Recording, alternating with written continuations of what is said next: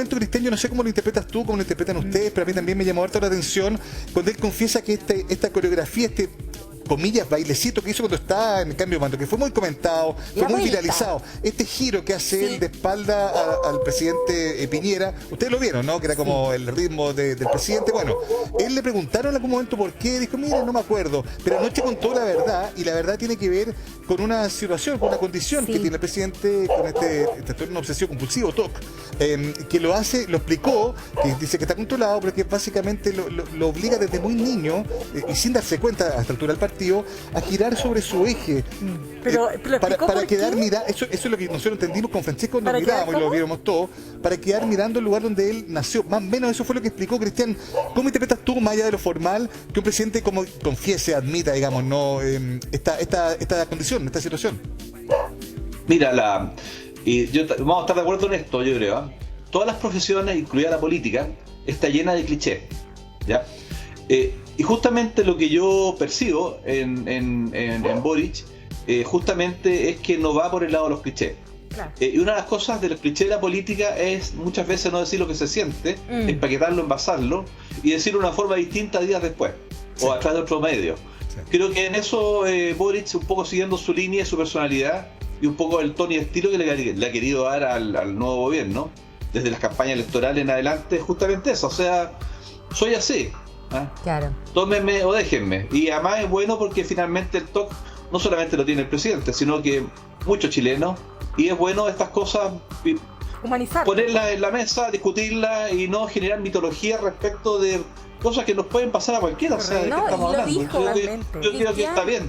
Y el presidente lo dijo cuando ayer se le preguntó y estaban hablando de este tema, precisamente él dijo, bueno, es parte de la salud mental y uno de los encargos que tiene la ministra de Salud en este caso es precisamente hacer más tangible, ¿no? Un programa de salud que pueda lidiar con este tipo de situaciones, porque él dijo, yo tuve la fortuna de que mis papás me pudieron tratar psiquiátricamente, pero es carísimo y ese es un tema no menor. Libardo, en términos de imagen hacia el mundo exterior y también como país, porque hemos estado analizando comunicacionalmente esto, ¿no?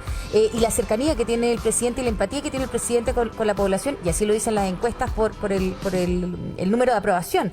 Pero en términos estrictamente de analista, ¿esto es positivo? ¿Es hoy día todavía muy temprano para hacer un análisis o podría ser favorable en términos de relaciones internacionales? Lo que ocurre es que la dimensión que se está conociendo del presidente Boric es esta dimensión. Primero, desde el momento en que asume, se le ha ido siguiendo globalmente y uno comienza a apreciar los focos que tiene la prensa internacional. Uno, sobre la figura del presidente. Dos, la edad. La edad es un tema global, la edad es un tema global, particularmente hay muchos países que están en procesos eleccionarios y también la forma en que se construyó esta coalición que lo termina llevando al gobierno. Entonces, la forma del presidente, la coalición que lo lleva al poder y luego todo este ritual del que estamos hablando respecto a cómo se queda atrás una vieja simbología y entran nuevos signos y nuevas cosas. Fíjate que en la carta, yo anoche me quedaba viendo y recordé ¿cuál es el sentido de las cartas? Las cartas tienen un sentido. ¿Ya? Me llamó la atención el lugar donde se entregó. No es en un programa de televisión. No, las cartas, y esto es una modalidad que tienen los presidentes de Estados Unidos, le escriben una carta, a veces manuscrita, que se la dejan a su sucesor. Entonces, por ejemplo, no estoy tan claro si Trump le dejó alguna carta cariñosa a Biden, creo que no, pero antes de Trump, que cambia todos los símbolos, los presidentes le escribían una carta y esas cartas eran más bien para reflexiones internas del gobernante, algunas sugerencias, algunas cosas, pero se quedaban en ese ámbito. Ya después las cartas se desclasifican porque van al Archivo Nacional de los Estados Unidos. En otros países se estila mucho dejarle alguna sugerencia, pero no es interferir, sino más bien un acto como de buena voluntad de decir algunas cosas en la carta. Pero tiene que ser algo más cariñoso, me imagino, algo como más emotivo. No tanto. Es más privado, es más algunas cosas de experiencia, de vivencias, de cosas que le han ocurrido, algunos tipos de sugerencias, pero la característica es la forma en que se entrega la carta, y se entrega siempre en los símbolos de la nación, que es el Palacio Presidencial, el despacho del presidente, y se le deja ahí. Ahí es donde se deja la carta. En el Salón Oval, por ejemplo, en Estados Unidos, la carta queda ahí, y lo primero que se encuentra el presidente de los Estados Unidos cuando se va a sentar es la carta de su antecesor. Entonces ahí la abre, y en la majestuosidad, porque las oficinas de los presidentes de todo lugar del mundo, por importante o por humilde que sea el país, tienen majestuosidad. Sí. Y en ese contexto, entonces, el presidente entrante lo que hace es, en una hora, en un momento de reflexión, lee la carta y tomará lo que le parece relevante de lo que le entregan allí. Totalmente. ¿Qué les parece si revisamos parte de los momentos que hubo tan personales también? Vamos a partir con el tema de la familia, porque, ojo, estaba ahí en el estudio, digamos, en el set, estaba su hermano mayor, Simón Boric, estaba su hermano menor, Tomás, estaba su padre, estaba su papá, estaba, por supuesto, su pareja, Irina Garamanos, pero su madre estaba en Magallanes. Vamos a ver. Y yo que estaba ahí en el cambio de mando, estaba mirando todo, y en el momento que, presidente, a usted le pone la banda, me fijo en su hermano mayor, que está con su polola allá arriba, y con mi máquina fotográfica ahí del teléfono le saqué esta escena, porque yo creo que para él fue muy importante ese momento, ¿verdad? Wow. Se abrazaron y se besaron, así que, Natalia, ¿por qué no te acercas, por favor, para que me comente qué sentiste tú en ese momento?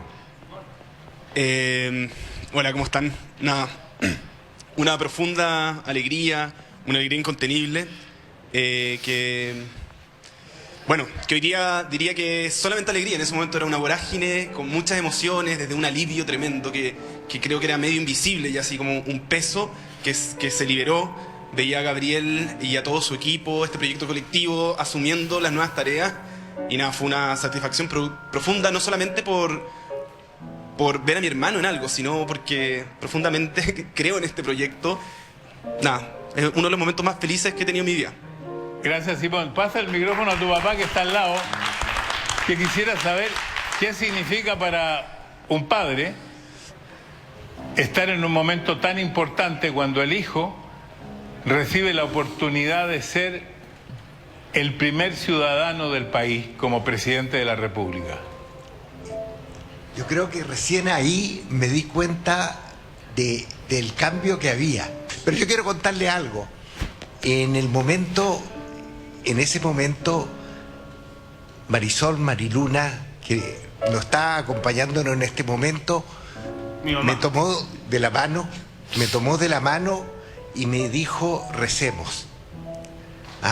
Encomendemos a Gabriel, a la mater, ella es muy mariana, para que le vaya bien, para que pueda ayudar a todos los chilenos. Y fue un momento de meditación, debe haber sido 1 minuto, 2 minutos, en que nos compenetramos y estuvimos pidiendo no solo por Gabriel, sino por Gabriel y el pueblo de Chile. Qué lindo ese momento, porque ahí está. Muchísimo a quienes tienen el don de la fe y también todas las manifestaciones de la espiritualidad, y acompaño a mi madre. Esto creo que lo había contado alguna vez, siempre con Simón y Tomás, bueno, y mi papá, vamos a la misa del gallo los 24 de diciembre en la noche, y a veces cuando llego a Punta Arenas acompaño a mi mamá también alguna vez a misa, porque me parece que también es una manifestación interesante.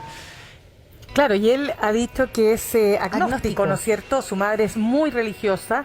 Ella pertenece a la comunidad de Schoenstatt, si no estoy equivocada.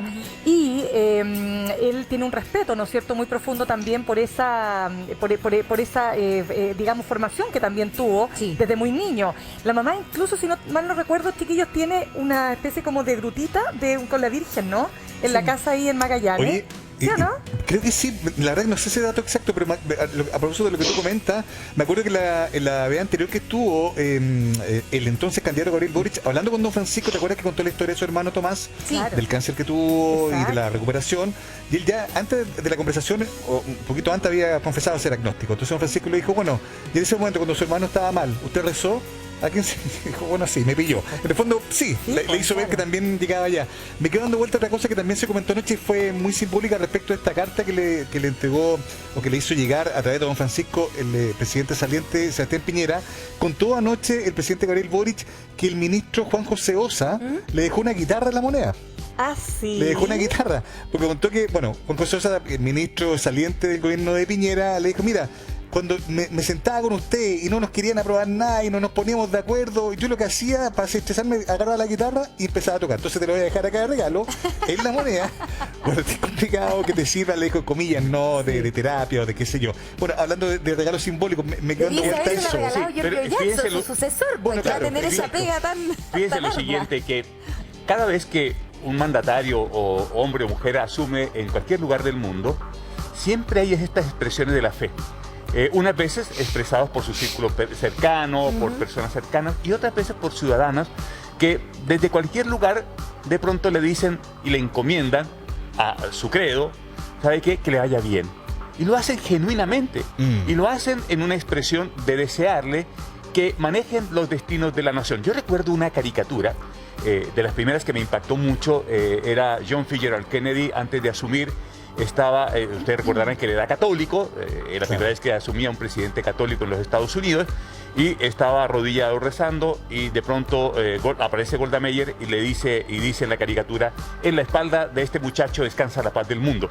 Jamás se me olvidó esa imagen, por lo que significaba el momento, ¿no? Lo que representa, y entonces en el mundo está eso, de pronto una persona humilde en un lugar profundo del Chile profundo, también ha hecho ese pedido y esas cosas, aunque no haya sido partidario o lo que esté, pero lo hace genuinamente. Claro. Exactamente. Libardo, sabes que nos está llamando y está escribiendo muchas personas para preguntar exactamente a ver de qué se trató esta situación donde el presidente expresa y explica de qué se trata, al menos una parte de su trastorno obsesivo compulsivo, el TOC, y que tiene que ver con este giro, ¿no?, que hizo en el cambio de mando, y aquí vamos a ponerles a ustedes a cierta disposición ese momento para que podamos escuchar cómo lo explicó el presidente Gabriel Boric. Pero yo dije, bueno, será una superstición. Otro dijo, no, es una inspiración. ¿Y qué fue al final? Mira, yo ya he hablado, lo conté ayer en Mega, en las redes sociales, pero he hablado abiertamente de esto, así que no creo que sea ningún problema. Yo tengo TOC, trastorno obsesivo compulsivo, y una de las cosas que pasan cuando uno tiene TOC controlado, como es mi caso, gracias a haber tenido acceso a tratamiento, que es lo que ojalá yo deseo, y que podamos a trabajar muy fuertemente en eso con la ministra Begoña Yarza, para que todo el mundo tenga acceso a tratamientos en padecimientos vinculados a la salud mental. Cuando uno lo tiene controlado, se naturalizan ciertos rituales. Y yo, cuando era chico, en algún momento, producto del TOC, decidí que tenía que, esto no sé si se va a entender, pero tenía que ponerme en la posición en que había nacido en el mundo. Entonces me di muchas vueltas sobre mi propio eje, digamos. Y después de eso no tengo que dar ninguna vuelta más. Entonces cuando estaba entrando al escenario me tenía que dar una vuelta porque si no iba a quedar desfasado. Pero no me doy cuenta, eso lo hago de manera automática. Es un poco extraño, pero bueno, todos tenemos extrañeza. Mientras hablamos esto, yo no quería contar ese chiste, pero lo voy a contar, porque uno de los productores dijo, el presidente anterior tenía TIC y el actual tiene TOC. Y entonces estamos con TikTok. Tiene tic y tiene TOC. No, es que ¿sabes lo que pasa? Que él dijo, yo sé que es complicado. Sí. ¿Y cuál es complicado, no? Claro. La respuesta me pareció complicada. O sea, en el sentido ¿cómo lo explicas tú? Porque yo no lo entendí tanto bien. O sea, como esto de que... No, a mí me pasó lo mismo. Me dije, sí, a ver, pero es que el mismo es difícil de explicar y es complejo de entender. Si es que tú no decís que fue su caso, siendo muy niño, de que iba a girar sobre su propio eje para quedar mirando el lugar donde él nació. Eso es lo que se entendió, ¿no? Claro. Sí. Ahora, ¿por qué dice que no se da cuenta más? Es una cosa que está controlada, digamos, no es algo que sea involuntario, es parte de su relato desde siempre.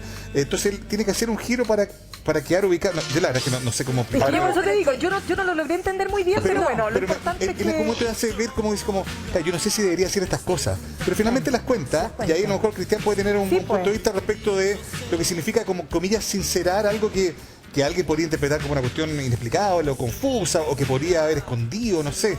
¿Cómo lo ves, Cristian, el hecho de que... Mira, es notable lo del TikTok. Nuevamente, otro detalle, yo me reí mucho con eso, nuevamente es un detalle interesante porque finalmente te pone A ver, siempre las autoridades en Chile y los presidentes han sido como unos reyes, como unos príncipes, que están en la moneda, que están ahí, siempre están como en grandes autos, vidrios ahumados, siempre están como lejos de la gente. Yo tengo la memoria histórica, bueno, Alessandri se iba caminando desde la moneda a su casa ahí en la Plaza de Armas, ¿cierto? Pero esos rituales que eran tan propios de un país más cercano probablemente, no tan conflictivo, se fue perdiendo en el tiempo. Y estos detalles, como me preguntaba ahí Mauricio, claramente son detalles que finalmente te van humanizando una figura presidencial, te la acerca a las personas, pero también tiene un riesgo, o sea, te convierte en un personaje. Y un presidente no es un personaje, un presidente es un presidente. No es una niñita que tú vas a ir a pedir todos los días una rogativa, un deseo. Entonces yo creo que todo esto es bueno porque te normaliza la situación, te la estandariza, te convierte en lo que él desea, al parecer un gobierno ciudadano, pero también tiene el defecto probablemente de que estar tan cerca de la gente te expone, te desgasta muchísimo. Y a mí no me puedo evitar comparar, por ejemplo, con Argentina, con Evita Perón en su momento, Bachelet también quizás en su primer gobierno. Claro, también el presidente Perón, también en Argentina al final pasan a ser figuras ahora de teatro, Evita, ahora de teatro.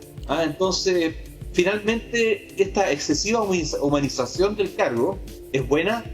Decir que tengo todo, maravilloso, porque es la realidad y eso hay que buscarlo. Es un tema natural, normal, hay que normalizarlo. Es bueno para todos los que sufren de TOC o viven ese tipo de disfunción excesiva. Pero el riesgo de toda esta historia es que finalmente hasta te puede afectar la autoridad. Sí, y también hay que decirlo, un presidente es autoridad, tiene un liderazgo importante. Entonces... Oye, pero qué bueno poner el punto, Cristian. Estoy súper de acuerdo contigo. Claro, qué bueno poner el punto, porque claro, uno lo dimensiona y uno no logra hacer la perspectiva un poquitito más amplia. Bueno, queremos hablar entonces de esta arista en particular, pero ahora cuando estuvo anoche en las caras de la moneda el presidente Gabriel Boric, acompañado de su ministra vocera de gobierno Camila Vallejo y también con su secretario del SECPRES, Giorgio Jackson. Veamos entonces y analizamos ese punto, mira. Bueno, como hablábamos de los ministros, ya tenemos 2 ministros aquí con usted. Le vamos a dar un gran aplauso a Camila Vallejo y a Giorgio Jackson. Hay una fotografía que tenía yo que mostrar antes, pero aquí los programas se van desarmando. La fotografía cuando ustedes 3 juntos están en el 2011 luchando en las calles, y me imagino que, no sé si ustedes algún día pensaron que iban a reemplazar el gobierno en prácticamente 11 años más. ¿Usted lo pensó alguna vez, Camila? No, en lo absoluto. Bueno, ni siquiera pensé ser diputada en ese momento, no lo tenía a la vista como en el futuro cercano. Pero sí los sueños, teníamos muchos sueños y mucha fuerza en plantear esos sueños de abrir un camino de cambio a través de la educación. Yo creo que al menos, a pesar de nuestras militancias distintas y que en el camino tuvimos también tropiezos, algunos desencuentros, compartíamos esa mirada y eso es lo que nos ha unido hasta el día de hoy, y los aprendizajes obviamente del camino también han reforzado el sentido, por la práctica vivida, por la experiencia, el sentido de la unidad. Ahora ustedes son muy amigos, y entonces quiero ver qué pasó en su amistad esa noche, cuando, no presidente todavía, Gabriel Boric votó en contra del Partido Comunista, en contra de su propio partido, por ese acuerdo social por la paz. La que nos metimos. En la que nos metimos. En la que nos metimos. No, en contra del PC. No, en contra del PC en realidad. No, mira, yo creo que fue un momento... ¿Pero se pelearon ustedes en algún momento? No nos peleamos, nunca nos peleamos, no. Pero obviamente tuvimos una diferencia política en ese momento. Claro, nosotros teníamos una mirada distinta de cómo debería generarse el acuerdo y cuándo debería generarse el acuerdo. Y yo creo que él está sentado aquí. Yo no soy político, pero yo creo que él está sentado aquí por eso. Bueno, en parte sí, también. Yo creo que muchos factores y por un pueblo movilizado que empujó estos cambios. Y que el mismo compañero presidente lo ha reconocido en varias oportunidades. Pero nosotros en verdad nunca nos peleamos. Teníamos miradas distintas. Fue un momento complejo para nosotros. Pero yo creo que a la larga todos jugamos un rol en ese momento político. ¿Estuve de acuerdo? Yo estuve de acuerdo. O sea, de hecho esa noche después de la firma yo estaba ahí. ¿Ya? Y esa noche después de la firma, que en mi caso nuestra presidenta de partido, Catalina Pérez, firmó y de hecho dio testimonio ahí en ese espacio, recuerdo que después nos fuimos juntos caminando a nuestras casas porque vivíamos muy cerca y nos fuimos caminando de alguna manera sintiendo que esto podía ser una decisión que cambiara la historia de Chile, con un poquito de vértigo por no saber tampoco cómo iba a ser la reacción. Pero sentíamos en el fondo una convicción muy grande de que a la larga esto se iba a ver como una oportunidad bien importante para cambiar las cosas. Bueno, y aquí está, claro, ahí tenemos la fotografía de cuando estaban jóvenes, como decía, cuando éramos jóvenes indocumentados, como decía aquella obra de García Márquez, ¿no? Porque en definitiva yo le creo a la ministra vocera del gobierno cuando dijo ni siquiera pensaba que iba a ser diputada, si en realidad ellos tuvieron una carrera meteórica, porque finalmente son 10 años para pegarse el salto de ser dirigenta o dirigente estudiantil, ¿no es cierto, Cristian Leporati, a terminar siendo ni más ni menos que gobierno. ¿Cómo lo ves tú? Vamos a seguir revisando entre paréntesis más momentos de esta noche, ¿no? De las caras de la moneda. Pero me gustaría tu opinión, Cristian, ¿cómo ves ese salto tan cuántico, ¿no? de esta generación? Mira, la historia política de Chile siempre está en los momentos. Hubo un momento antes de los 70 y en el fondo se tomó la sede central de la Universidad Católica y se puso ahí un lechero que es bastante famoso, y ese fue un momento contra un medio y fue bastante histórico ese momento, fue un quiebre. Después hubo otro quiebre de 73 y surgió otro líder, negativo en mi opinión, pero otro líder. Y siempre van pasando cosas en este proceso histórico de Chile, y algo pasó el 2006 con los pingüinos, que de alguna forma heredan y maduran y condensan Vallejos, el actual presidente Jackson y varios más, también no Antitelman, hay que decirlo, y eso se produce en 2011, lo condensan. Y en paralelo ya venía un desgaste de la política en Chile, del perfil de los políticos, de la experiencia política con los ciudadanos. Y eso se va condensando y estas personas justo en ese momento histórico están ahí, surgen, se unen ellos tres, porque ahí está el equipo de fondo, en verdad. Claro, claro. Ahí está el corazón, digamos, de la moneda, va a estar en estas tres personas, definitivamente. Sin duda. Y ahí surge lo que pasó. Claro. Poco tiempo. Y a propósito de lo que nos decías antes de este punto que también nos hace mirar con otra perspectiva, ¿no? Que se transforme más que en la persona y el presidente en un personaje y que eso podría ser contraproducente eventualmente. Esta distensión que tienen ellos, esta amistad y esta forma de mostrarse al mundo con una política distinta, nueva y diferente en el fondo, ¿podría ser complejo a tu juicio? Yo creo que hay buenos ejemplos externos. Trudeau en Canadá, la ministra, en Nueva Zelanda, ¿cómo se llama? Se me olvidó el nombre de la Jacinta Ardern, se me fue el apellido. Ardern. Sí, ella. Jacinta Ardern. Ella, son personas que claramente por su juventud, por su belleza, por sus habilidades políticas, por su humanidad, han impactado en el mundo político internacional. Y yo pienso también que es muy probable que esa misma línea, si es que logra aplicar bien lo que desea hacer en el país, Boric tiene las puertas abiertas. Hoy en día, al parecer, la política a nivel global, lo vimos también en España con Podemos y el 15M, con la llegada ahí de este líder que después tuvo que bajarse en el tiempo. Pero hay muchos ejemplos de gente joven que violentamente en el mundo hoy en día ha irrumpido en la política, porque hay un desgaste, al menos en el mundo occidental, de la política. Y en esa lógica de cambio de poder y de generación, no solamente en Chile es eso. Ahora hay que ver en Latinoamérica cuánto viene ese cambio, que no ha pasado, parece, en Latinoamérica. Cristian, eso, sí, eso claro.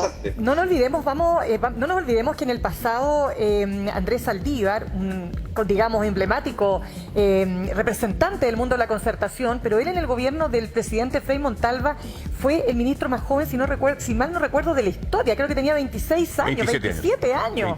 Entonces también en esa época se vivía todo mucho antes. Las parejas, las personas se casaban antes, los hijos se tenían antes y todo. Vamos a estar, tratando de también entender la historia, porque nos sorprendemos ahora que estos jóvenes estén en el poder, pero hubo muchos jóvenes antes también en tareas de poder. Y a propósito, Cristian, vamos con Irina Karamanos, que ella es la pareja del presidente Gabriel Boric, y que anoche hizo algunas declaraciones respecto de este rol, ¿no? ¿Qué rol va a jugar exactamente en esta administración? Me decía el presidente que se pone todavía muy nerviosa con todo esto. Sí. Porque esto tiene que haber sido un cambio muy grande de un día a otro, tener tanta popularidad y ser tan reconocida en todas partes. ¿Cómo ha sido ese proceso primero? Bueno, muchas gracias primero que nada por la invitación. Me pone muy nerviosa porque cuando uno hace algo por primera vez, yo creo que genera esas emociones, ¿no? Como de no saber muy bien cómo actuar, qué decir, las cámaras. Pero bien, estoy muy contenta y muy orgullosa por lo que estamos haciendo, así que esto es parte de...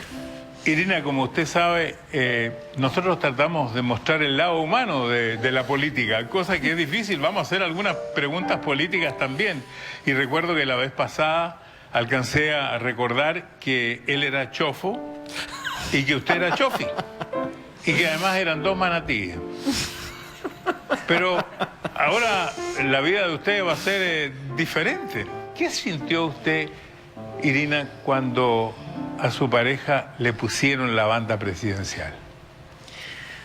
Un profundo orgullo.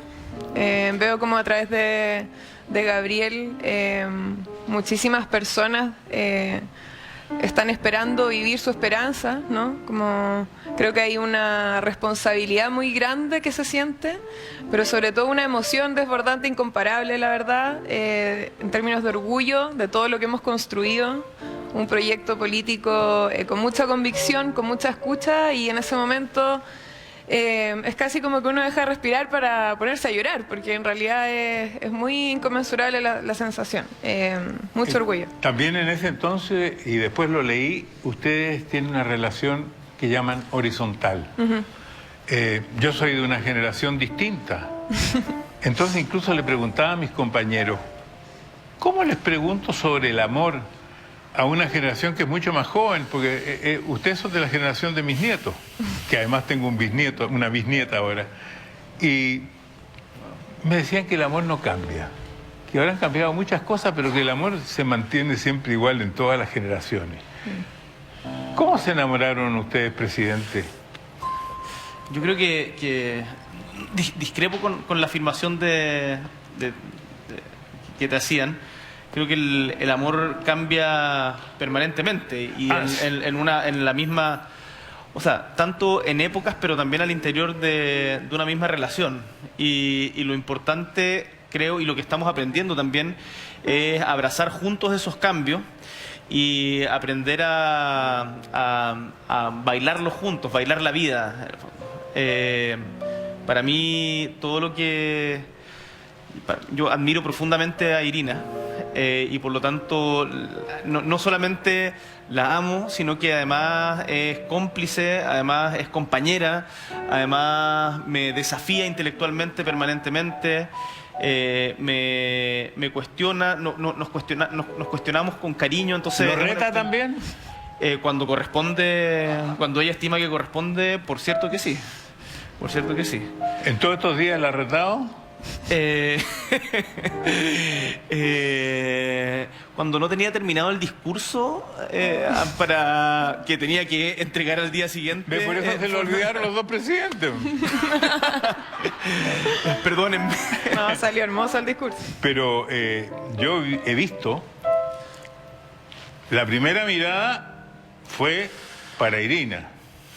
Y en otros momentos veo a Irina en un gran apoyo. Yo creo que, bueno, yo soy casado a la antigua, 60 años, y siento que la pareja de uno es muy, muy importante en la vida, sobre todo en los grandes momentos, en los difíciles y en los buenos. ¿Concuerda usted conmigo en eso, Irina? Sí, concuerdo. Además que siempre vamos actualizando lo que creemos. O sea, siempre nos volvemos a preguntar cómo es que va el rumbo que estamos tomando. Para mí es maravilloso compartir el proyecto político también con Gabriel, porque eso nos hace como también ser parte de la vida del otro de una manera muy dinámica. Y además que creo que para este tipo de momentos eso es indispensable, porque es muy particular vivir algo así como esto. Perdón, ¿puedo decir algo, Francisco? Que esto, lo que dice Irina, para mí es muy importante porque le da un sentido a la relación en donde efectivamente hoy día me toca ser muy protagonista, pero en la relación esas diferencias tienen que anularse y los problemas que tiene cada uno son igual de importantes, y además el hecho de compartir convicciones y proyecto político hace que haya un sentido de trascendencia y que no sea solamente el acompañarnos en uno al otro, sino de ir empujando juntos un mismo carro en conjunto con un montón de otras personas en nuestros equipos, y eso yo creo que le da mucha más solidez también a la relación. ¿Ustedes piensan formar una familia?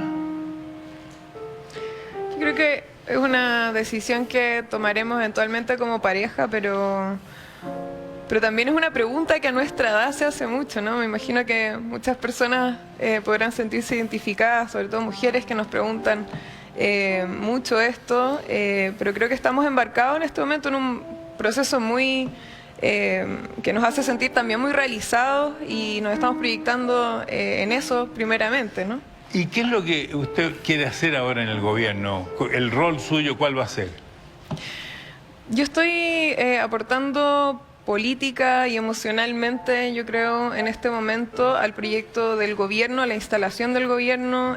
Seguimos generando procesos de escucha para poder hacer cambios. En mi caso en particular, yo me propuse cambiar un espacio, ¿cierto?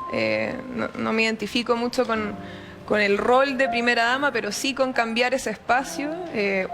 Bueno, porque no soy ni primera ni dama, ¿no? O sea, en ese sentido pienso que hay que salir un poco de ese término como conservador, ¿cierto? Y clasista. Y por eso creo que tomamos un desafío muy interesante al que el feminismo en general quizás no está en esos lugares, ¿no? Mira.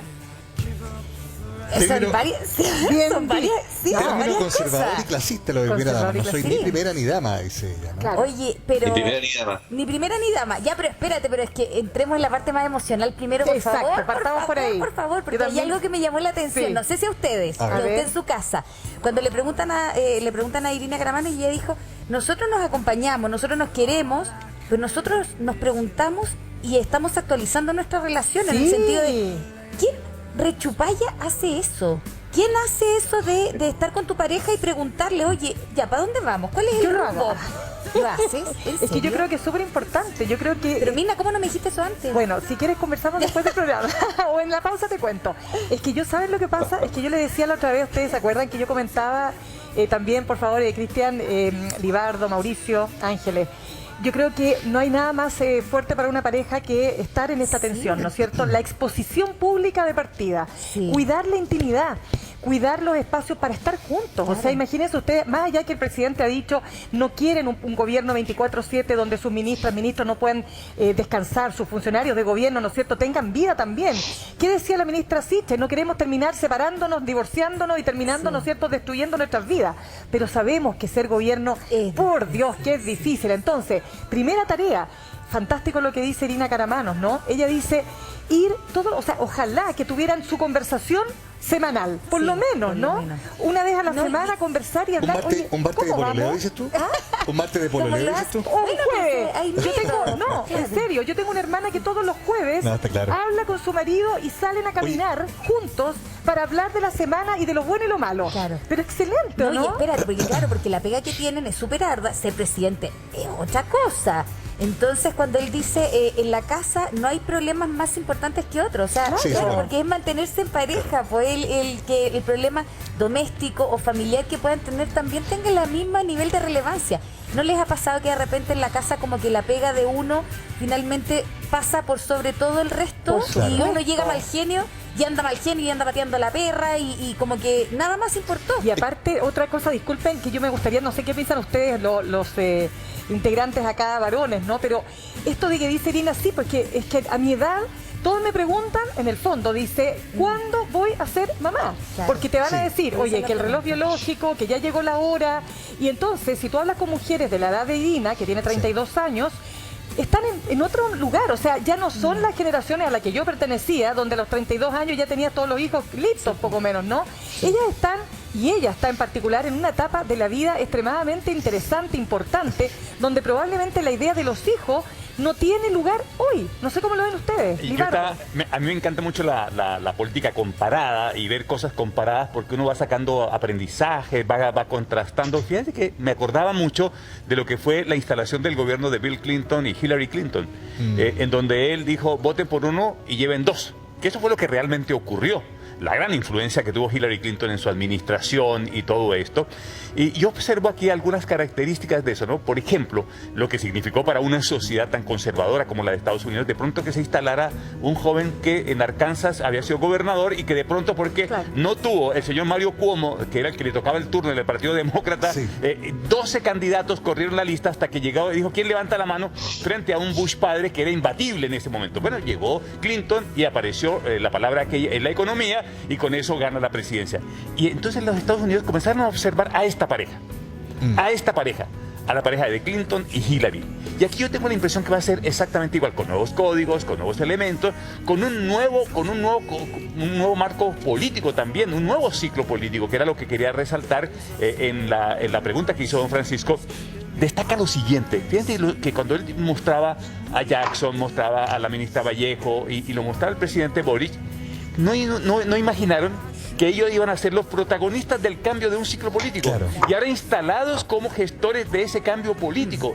Entonces, esas miradas sobre ellos, respecto no solamente como pareja, sino como el conjunto, es lo que el mundo observa. El mundo observa y dice, bueno, y estos ministros y tan jóvenes. A mí me llamó un embajador a propósito del giro del presidente y me dijo, ¿qué quiso simbolizar ese giro? Porque en la diplomacia también están intentando saber qué fue lo que pasó. No, si esto es un asunto diplomático mundial, quieren saber qué fue el giro. Y le dije, agradezca que no le respondió el presidente Piñera ahí al giro del presidente. O sea, estábamos ahí con el TikTok un rato más. Pero todo eso en claves de lo que ha ocurrido de la tensión y la tensión de lo que es así. No, que es en serio. Es que fue muy buen chiste. No le respondió. Bueno, cosas que pasan, ¿no? Yo la atención va a estar focalizada en dos personas, en el presidente y en ella. Oye, Libardo, señor. Libardo, Señor. el ejemplo de Libardo es muy bueno porque de Clinton, porque ¿qué dice la primera, entre comillas, dama? Ella dice que esto es un proyecto político. Sí, eso. Y ella nunca dice, cuando le pregunta a don Francisco, que admira al presidente, ¿no? Ella dice, siento orgullo por lo que hemos conseguido. Construido. Se siente parte de. Claramente, claro, exactamente. O sea, por eso el ejemplo de Libardo es muy bueno, porque finalmente yo creo que vamos a tener una pareja acá, probablemente, a diferencia de todas las parejas anteriores de los presidentes post dictadura, que va a tener una virtud, que ambos tienen un proyecto político conjunto, como lo tuvo en su momento también Clinton. Y lo vamos a estar viendo. Eso es interesante porque vamos a tener dos personas también muchas veces apoyándose y no operando en posiciones como de segundo plano. Yo creo que aquí vamos a tener dos protagonistas. Por eso que también ella no quiere ser primera dama. Porque primera dama, ¿qué significa? Ser como una mamá de los chilenos. No corresponde. Ser la compañera, pero de segundo plano. Lo identifica con concepto conservador y clasista. No, es muy breve, pero claro, yo creo que por eso es que también ella, cuando le pregunta por esta, tiene razón la misma, la pregunta siempre ingrata, incómoda, esto de, ya, pero ¿ustedes cuándo iba a ser mamá? No sé qué, es como, ella dice, para esta generación en particular es una pregunta ya media inaceptable a esta altura del partido. Pero además, claro, ante la respuesta de van a ser familia, tenemos un proyecto común, que hoy día es político, incluso antes que lo, comillas, familiar, entendiendo lo familiar como lo entendíamos hasta hace... Sí, claramente. Porque además ellos son familia, pues, son una pareja y ya con eso, así, son familia. el tipo de familia cambió.